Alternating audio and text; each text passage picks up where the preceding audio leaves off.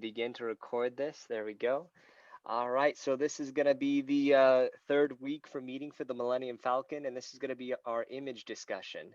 So in that case, then, Joy, did you get a chance to look at the assignment then for the image discussion?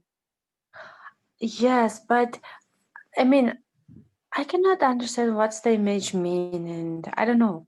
It's kind of hard for me to tell what the image of every poem. I read all the poems. Mm-hmm. Yeah, me too. I was gonna say. In that case, did you have a favorite then that you wanted to talk about or that you wanted to kind of go into? Just let's go into. Okay. Which one did you like the most? Mm, the how do I allow the How do you what? how do Oh, I allow how do I the love thee? Oh yeah, that's a good one. The Sonnet 43. Here, let me go ahead and pull that one up on here, okay? okay. Alrighty. That was one of my favorite ones as well. Let's see here. I'll pull that one up on this side and then I will share my screen and we can read it then together, okay? Yes. Alrighty, one moment.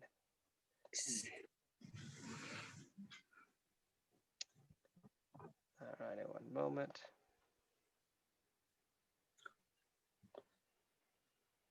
There we go. I will go ahead and share that one. Okay. So in that case, then I'll go ahead and, oh, what? Why didn't you go to the right thing? One moment. I had the thing pulled up real quick. Wow, the poems are hard to understand. Yeah, they're getting harder too. Yeah. Definitely understand that. In that case, then let's go ahead and I'll read the poem then, and Mm-hmm. then you can even just tell me what you think about it as well. But I know that it's kind of hard to understand what the imagery is talking about, but for at least to start off, the imagery is talking about how it describes things. So think about, I guess the an accurate way to say this is think about how you think about it. So what these words make you see in your mind. Oh, okay. Okay. So I'll read this to you. This says, how do I love thee? Let me count the ways. I love thee in the depth and breadth and height my soul can reach. When feeling out of sight for the ends of being and ideal grace, I love thee to the level of every days. Most quiet need by sun and candle light, I love thee freely as men strive for right. I love thee purely as they turn from praise. I love thee with the passion put to use in my old griefs, and with my childhood's faith. I love thee with a love I seem to lose. With my lost saints, I love thee with the breath, smiles, tears of all my life, and if God choose, I shall put love thee at, sorry, forgive me. I shall put love thee better after death. I shall but love thee better after death. Sorry, it's hard to read poems in general for me, but um, Yeah. in that case, what do those words for the descriptions? What does that make you think about? Mm, uh, this poem make me to think of how we can love someone. I really like. I loved it freely and purely, and I really like the last part. I loved it with the breath, smiles, tears, and of all my life. Hmm. If God choose, I shall put love be better after death. Hmm. So I really like it. It's kind of example of how we can love someone deeply, and yeah. Okay. In that case, then I want to tell you a little bit about what I feel and what I think when I hear the parts that you're looking at on there. Um, and I think this goes along with what you're saying, Joy. The I love thee with the breath, smiles, tears of all my life. And then for me, you're right. It talks about essentially the passion of loving someone so strongly. Um, I kind of think of a really old married couple, those really adorable elderly couples who they're still very much in love, and even though they might not necessarily show it, you can tell that they really love each other. Mm-hmm. I kind of think of something like that because even if it were a younger couple or anything like that, I still think that it's a very pure love, and it mentions that even in the poem. But something that was right after the part that you like, the with the breath, smiles, tears of all my life, the and if God choose, I shall but love thee better after death. I think that to the speaker, love is something that isn't necessarily expressed through actions, thoughts, feelings, things like that. It's more of a force itself. So when I think of what I see in this, I see an old or young couple that their love is so strong that not even being dead can stop that love from being felt. Yeah, Uh, that's true. I really like that. yeah. Yeah, it's true that uh, w- as a young couple or as a young people, we cannot understand love this way. Mm, Yeah, so I think, yeah, I'm agree with you. mm. Even if mm, I understand that as well. I'm just writing notes, by the way, down about what we're talking about too. Yeah, yeah, yeah. Of course, I know what you're doing, Sorry, and thanks for that. so love always. I mean, loving is not that easy. Mhm, Someday we smile, someday we we have tears. It might.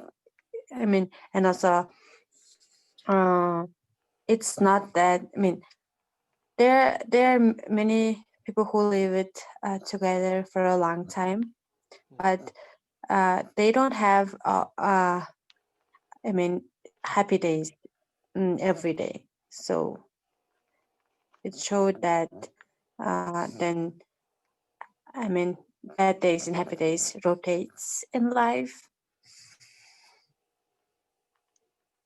I agree. Yeah, I was gonna say not every day is gonna be perfect. That's unrealistic. But Yeah. I do think that this poem kind of shows that in the quote that you liked on there, the smiles, tears of all my life, saying that throughout life, it's gonna be both smiles and tears. It's gonna be both good and bad. Mm-hmm. Let's see here.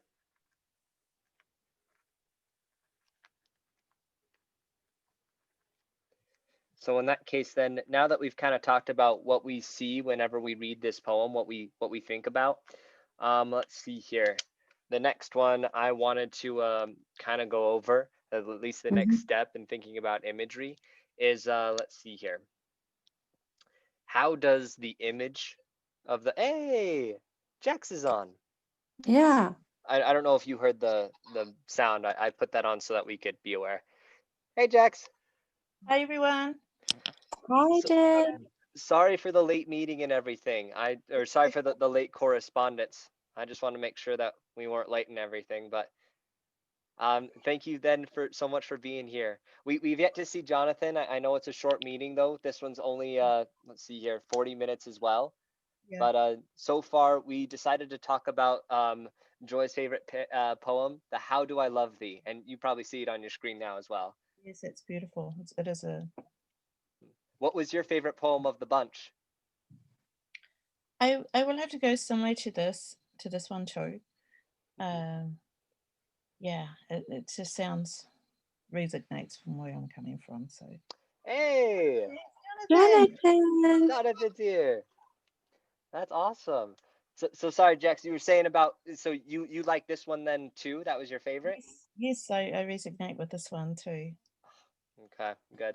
I was happy with Joy's choice because this one's my favorite. I actually read this once in middle school, so it's one of my favorite things to go off of. So in that case, then, thank you so much both for being here. Again, I'm so sorry for the terrible correspondence and sending out that meeting. I was making the link when I went and saw your link of like, hey, let's do it for like tomorrow. But I'll just want to take care of everything for you guys tonight.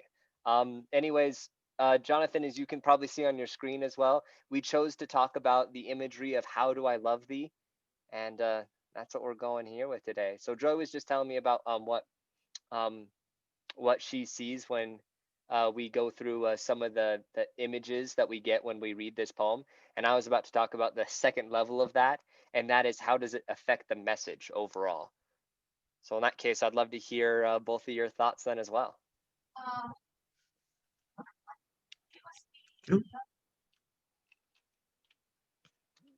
Jonathan, I think you went on mute again. Yo, yo, yo. Yeah, we got you.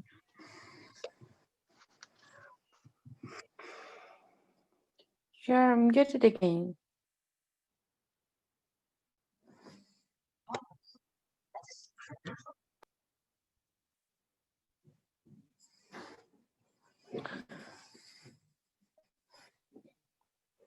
What were you saying, Joy? Mhm. Oh, I said that, Jonathan, you are muted again.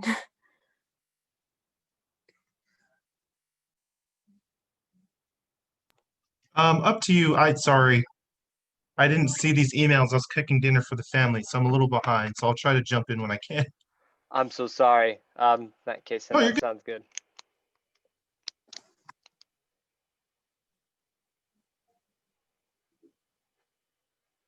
Okay. Oh, so Jacob, you asked a question earlier. So according to this discussion, we have given questions. Yeah, it will help you to write Yeah. later. The questions that help me to write later. Yeah, so we've already decided that we're going with this poem on here since it wanted us to choose one. And the next thing that we wanted to talk about was the imagery that we see on there. And I was just kind of expounding on what me and Joy have already talked about, and that is um, how this imagery makes us feel about the overall message. Now, that's something that we haven't really talked about a lot on here is what is the message? In that case, maybe we could kind of intermix both of those, what we feel the message is, and also how the imagery makes us think about that.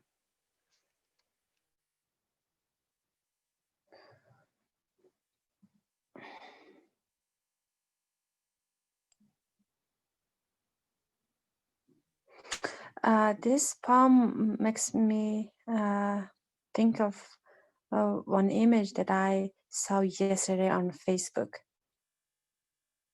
There was just a newly married couple. I mean, it was their, um, marriage photography, but they were walking in a street and there were two old couples, and then that young couples, and they turned to the old couples because all couples, they were just holding their hands and smiling. This image just came to my mind, and so it makes me think about uh, mm, uh, I'm married, so it makes me to imagine how our relationship will be like when we turn uh, 50 or 60. I really like And that. maybe, yeah, maybe we will be, of course, we will be, uh, we will understand each other very easily, and we know each other and we know how to care each other. And yeah, it's nice to imagine that time. Well, I agree to that. For me, I can imagine um, Elizabeth in love with her partner, and she's just trying to think in so many ways how much she's in love with that person, and how does she describe it. And then she's actually quite romantic at heart, isn't she? But it reminded me of the song of Marvin Gaye's, you know, ain't no mountain high enough, ain't no valley low enough, ain't no river wide enough. And that's what first came to me when I read it, and I went, oh, I can relate to this. So yeah, I just imagined her being in love for not just now, but for eternity, when she says at the end, I shall but love thee better after death.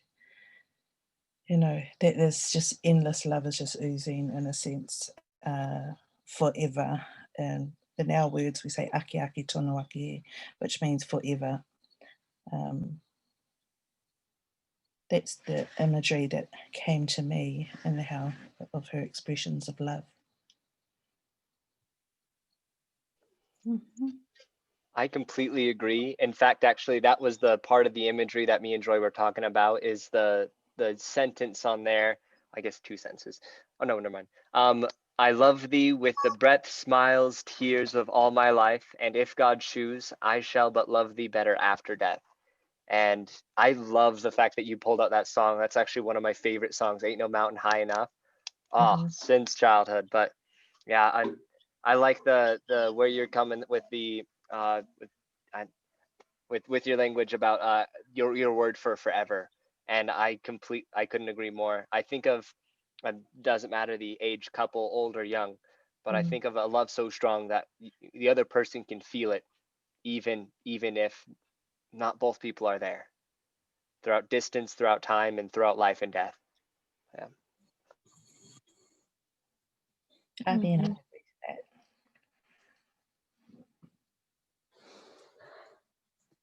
I don't know.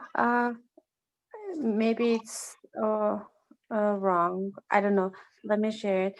So I read all three poems, and I think first one, the first kiss is about I mean, kind of young love for younger people, and the love.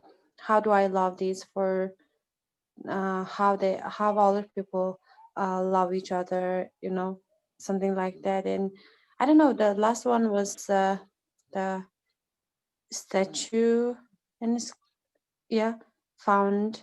I don't know, it's kind of about young age, love in young age, and old age. I don't know about the last one, but it's kind of, I don't know, those two poems are together, and I mean given together to read, so I think it's connected some way.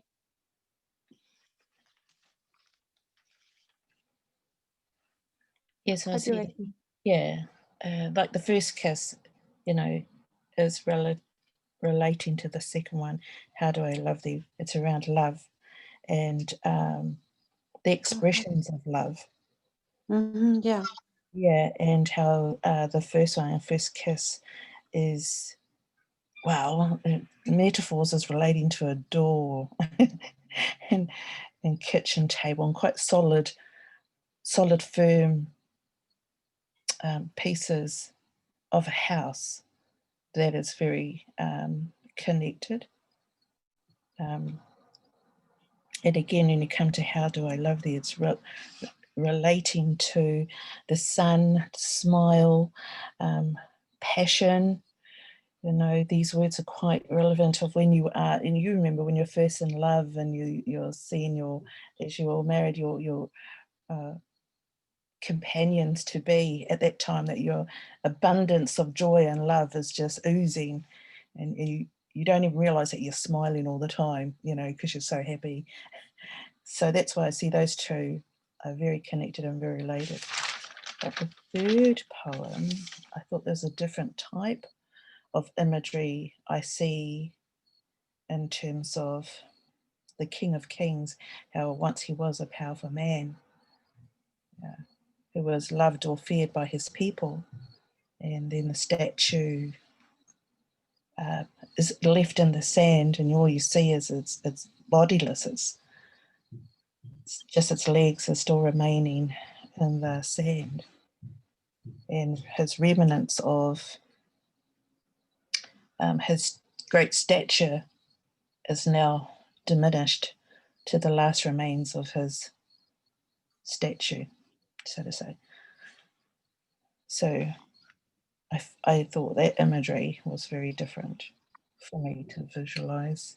Hence why this one, the sonnet, just stands out for me.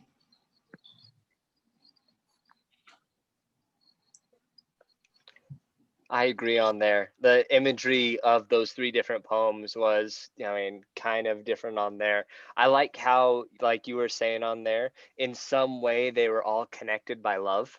One of them was kind of about passion a little bit more. More was about a love of respect. And this one is a love of, I don't want to simplify it to romance. Yeah. I don't want to simplify it to passion, but as I say, a really strong love. That's the theme I get from this one. Great.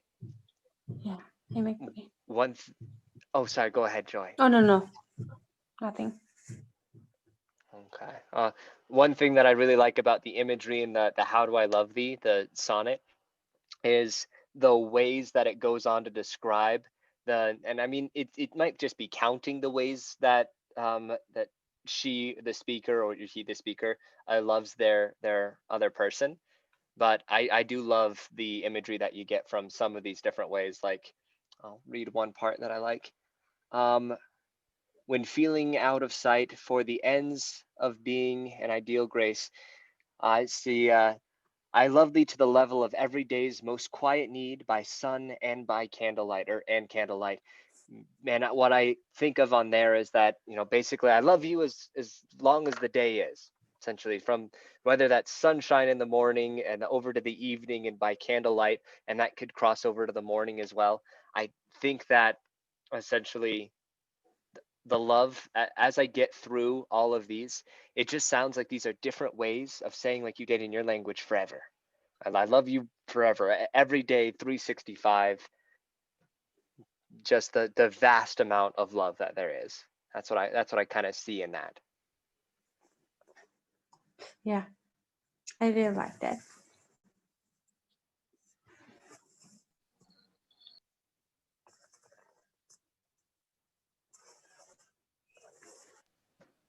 Yeah, I can. So, What do you, sorry, go ahead. what do you think, Jonathan? I think the line that stands out to me the most is my soul can reach when feeling out of sight. And I think that just goes to talk about that connection that you have with whoever this poem is addressing, whether it's your partner or your children. Um, I think that's something that resonates with me because being here in Hawaii, all of my family's in Utah. Um, even though I don't see them as much as I used to, I still feel this kind of love from my family. And I think that line is pretty powerful for me, is my soul can reach and feeling out of sight. And I really do feel like that is so true on so many levels. That's something that I liked about this sonnet. Yeah, I really like it. And so even though we're far, we still worries about our loved ones and miss them. So it talks about this, and I think this poem is kind of about eternal marriage or eternal love. I guess the last line says that I wanna love you even after that. So it's kind of about eternal love.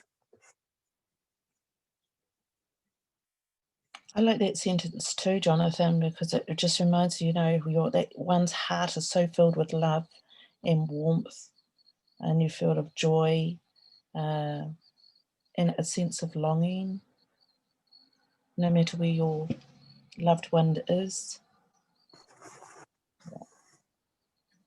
Yeah, a sense of peace and happiness.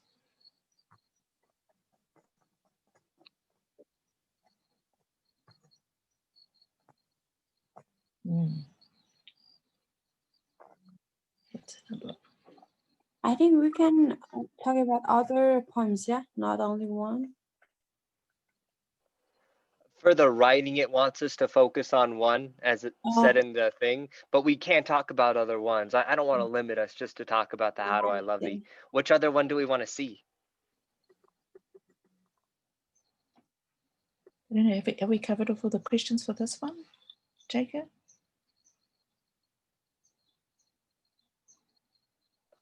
I didn't realize I was on mute. I said 1 second, I'll go ahead and grab that real quick. All right, I'll just read this out loud on here. But it says, have another Google Hangout. Discuss the following questions. What images are important in each of these poems? And you were helping us discuss that as well, Jax. What things are described and how are they described? Why describe these things? Why describe them in this way? How does describing them in this way make us feel about them? How does the image affect the message of the poem? How does it help the poem make a point about an issue or theme? And I think the theme we talked about on there was love. And again, make sure to quote the poems and explain the quotes you use and why they are important. So we can talk about everything. And then it says to choose another member of your group and write dash 1.5 page response. And then it says remember to rotate. And it says in that response, discuss how one or more images are important in one of the poems. And it says, remember to quote the poem and discuss why the passages you quote are important and to how the images affect the poem's message. So as far as the ones that I'm looking for on there is discussing just one of them. And Joy told me her favorite was Sonnet 43, and that's the same as mine. But I'm very glad to kind of talk about all of them. So do you want to talk about the ruler then and the statue, or do you want to talk about the first kiss? Because I can pull up any of them and share my screen. How do you feel? First kiss? One moment, let me grab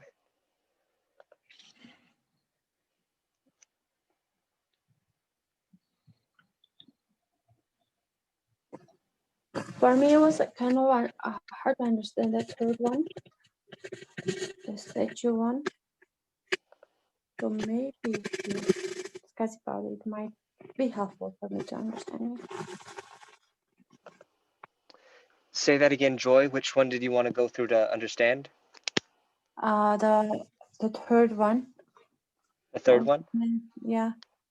I'll go ahead and get that one ready then next. Manju, yes. Yeah, I can't say that one either. But yeah. Well, let's talk about this one and I'll go ahead and get that next one then ready once we've all read through this.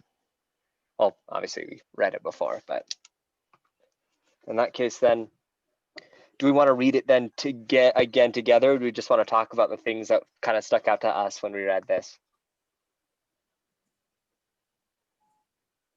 Let's read it. Alrighty. In that case, then I'll just read that real fast. This says, this collision of teeth, of tongues and lips is like feeling for the door in a strange room blindfolded. He imagined he knows her. After 4 dates, both of them taking pains to laugh correctly, to make eye contact, she thinks at least this long first kiss postpones the moments she'll have to face. 4 white walls, the kitchen table, its bowl of dried petals and nutmeg husks. The jaunty yellow vase, and why did that go away from me? Okay, there we go. That's as long as I thought I remembered it being. Okay. Let's see here. To the next one. Oh, that just went to the next one there. That's orange. That's what I read last. In that case, let me go ahead and try to fix that on here. Sorry about that. All right.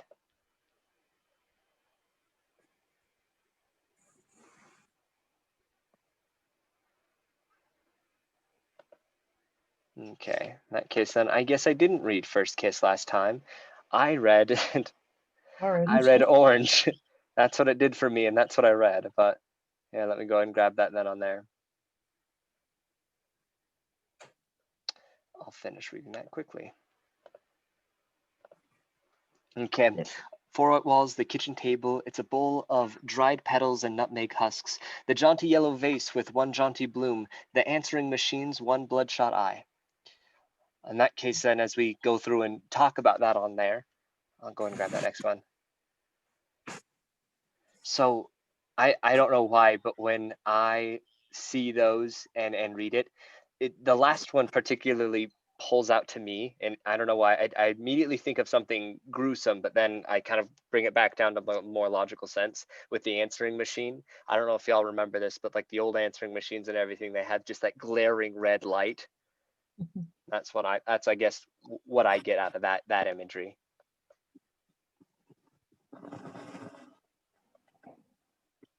Yeah, when I read that whole poem, it was talking about her first kiss with whoever this was, but ultimately it sounded like to me that she was really trying to avoid being alone. And I think that's where that last line comes, the glaring eye of the answering machine. I took that as, like how you're saying it, there's that glaring light, but a glaring eye to me probably means like a zero, like she has no messages left on her answering machine, so it's just like this big old zero. And it just seems like it was more one of those things of like avoiding loneliness, because there's nothing to go back home to except those four walls, zero mail or zero voicemails, zero voicemails, and just describing like dead petals in her bowl and things like that. So that's what the imagery came to my head as I read that. So yeah. I related it to like a awkward kiss when you think you know someone and then you think, oh my God, that was just awkward. And then out the gate, you're out the door. It ain't happening anymore. There's no contact while she is alone. Like you think you know each other, but you're just waiting for that hookup, but it just doesn't come. Yeah, but still related to love and a desire to be loved. But yeah, waiting for that hookup at the end. See where it goes. Blind love. That's really interesting. I see now, like reading that, more about what both of you are saying and both of you are like thinking. I was in a completely different headspace when I read that. I didn't see like an awkward kiss, but I do see where you get that. I was seeing like the fumbling around of someone immature, maybe not ready, but I see it as like an excitement, and the glaring eye makes a lot more sense to me now of the voice message. I thought of more like, I don't know, this could be my own personal past of like just being giddy, like excited for like a message or something. Like for me, that's why I said passion for the first thing, is like it sounded and always looked to me like it was like the excitement of something to begin. Like, yeah, you're kind of sad to go home alone and everything, but the excitement of what could be happening. When his line was like, he pretends he knows her, like makes it a little easier for him. I guess I saw like the blossoming of something. But I say. Nice. Yeah, thank you for Jack and Jonathan, because I was same as Jacob, so thank you so much. Yeah, the first kiss. The impression of it.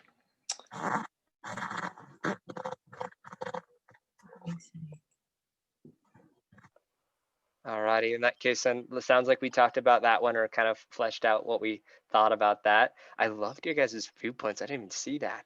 I'll go ahead and share this next one then. And Jonathan, would you like to read this one then? Sure thing. I met a traveler from an antique land who said, two vast and trunkless lakes of stone stand in the desert. Near them on the sand, half sunk, a shattered visage lies, whose frown and wrinkled lip and sneer of cold command tell that its sculptor, while those passions red which yet survive, stamped on these lifeless things, the hand that mocked them, and the heart that fed, and on the pedestal these words appear. My name is Ozymandias, King of Kings. Look on my works, ye mighty, and despair. Nothing beside remains, round the decay of that colossal wreck, boundless and bare, the lone and level sands stretch far away.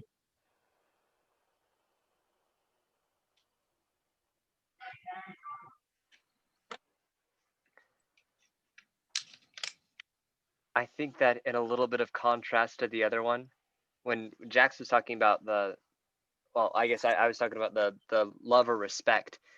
I would say the other ones I see for First Kiss kind of a blooming or a beginning of passion for uh, Oh How I Love Thee, or I guess Sonnet 43.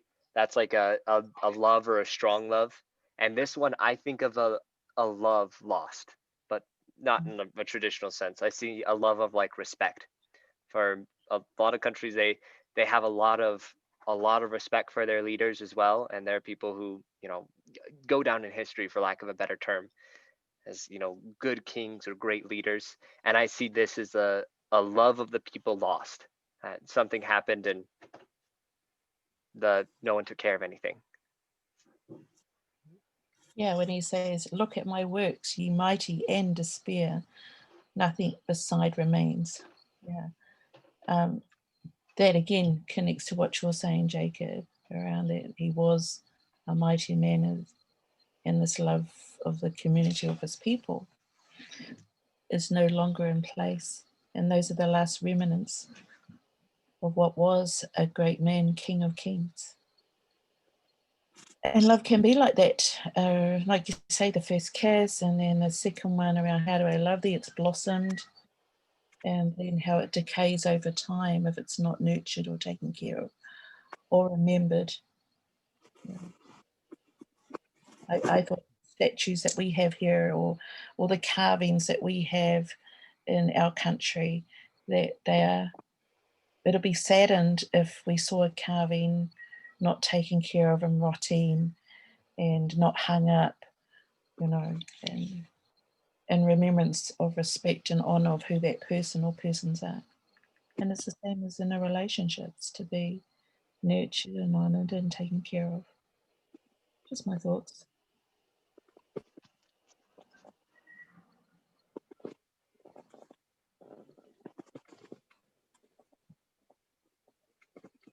Yeah.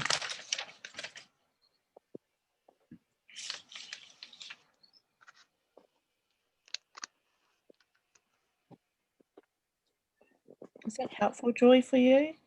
What about your thoughts, Joy? Yeah. Maybe it's still hard to understand for me, but yeah, helpful. I'm a little bit confused. And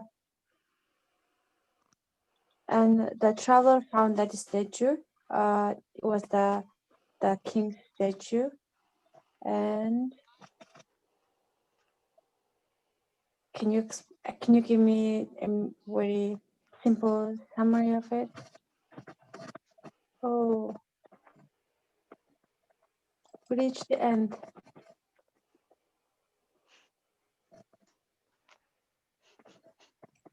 Okay, you share the joke. No. I saw it, all of you saw it too, like it removed the 40-minute timeline. That's great. In that case, then I want to understand a little bit more of your question, Joy. You're asking then about this poem that we're seeing on here. What was it that you wanted to see or talk about? I mean, I cannot understand it generally.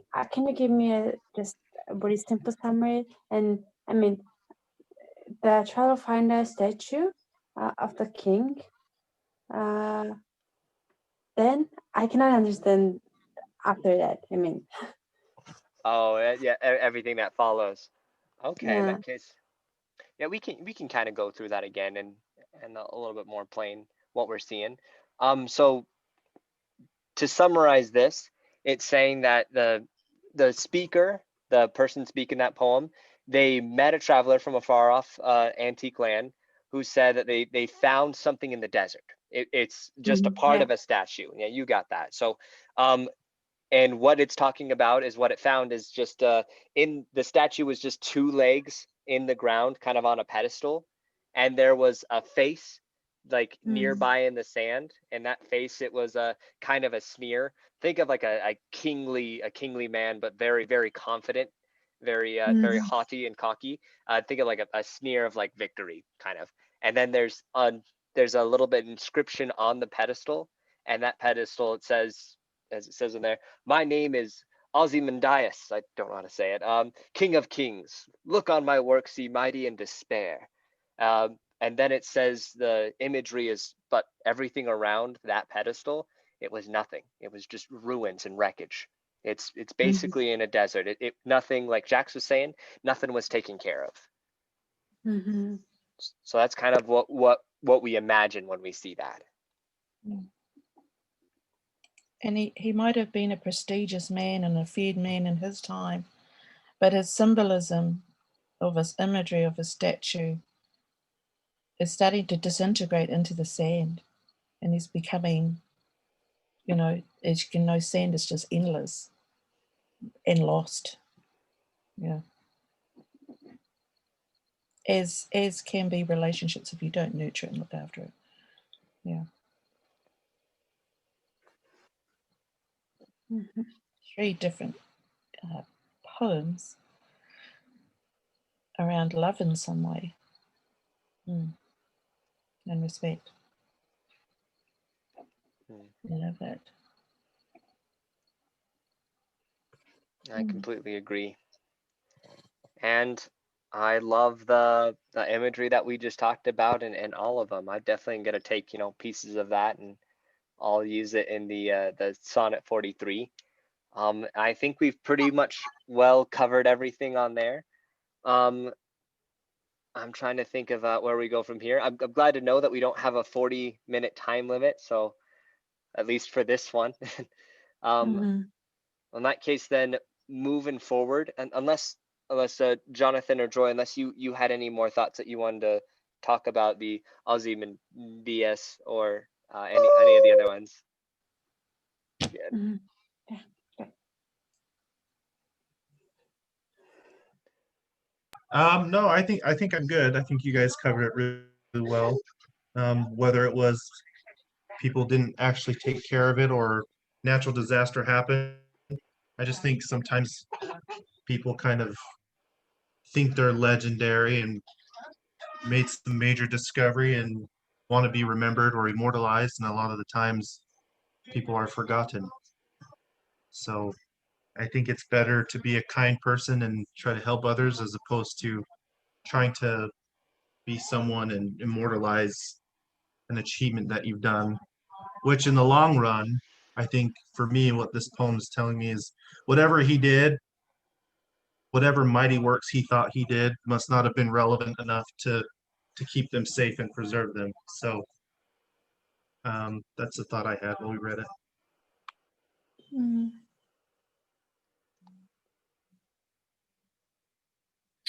I really like that. Thank you, Jonathan. I like that too. In that case, Joy, did you have any more thoughts on this one? Yeah, Jonathan, yeah, helped me to understand more because I don't know, because of my, uh, language restriction, it's kind of hard for me to understand fully sometimes. Thank you, Jonathan. Mm. English is my first language, and I struggle when I read these things anyway, so don't worry about it, Joy. Shakespeare confuses me. Poems in general, I just don't do well with. Thank you. I'm the not only one. Thank you. I was thinking that I'm the only one. Oh, not by a long shot, Joy. I'm with you. I think it's great is that we're all learning from each other. Yeah. I don't know if there's no discussion, it could be more harder for us. True Yeah. that. Okay. Well, in So that case, then. Oh, sorry, Jack. Sorry, go ahead. no, I'm just checking for going forward for us. Oh, yes. I was say, going forward, I'm gonna write down everything tonight and get it submitted along with our recording. And actually, in that case, I could probably even stop there. One moment. But let's Still see here. recording? At the very least, I'm gonna pause it